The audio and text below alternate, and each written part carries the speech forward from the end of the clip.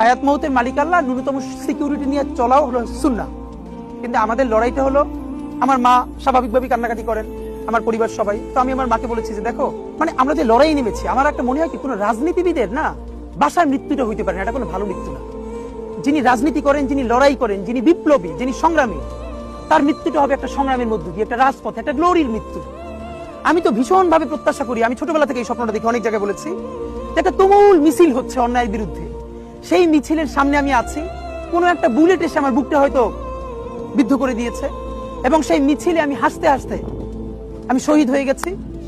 এবং সবাই যখন মৃত্যুটাকে ভীষণ ভয় পায়, আমি তখন হাসতে হাসতে আল্লাহর কাছে ভীষণ সন্তুষ্টি নিয়ে পৌঁছতে চাই যে আমি একটা ন্যূনতম ওই জীবনটা লিড করতে পারলাম, যে আমি একটা ইনসাফের হাসি নিয়ে আমি আমার আল্লাহর কাছে পৌঁছতে চাই।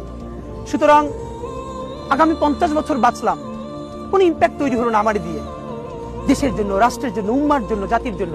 কিন্তু আমি ধরেন 5 বছর বাঁচলাম, সেটার মধ্য দিয়ে যদি আগামী 50 বছরের ইম্প্যাক্ট তৈরি হয়, তাহলে অনেকদিন বেঁচে থাকায় কি সাফল্যের বলেন?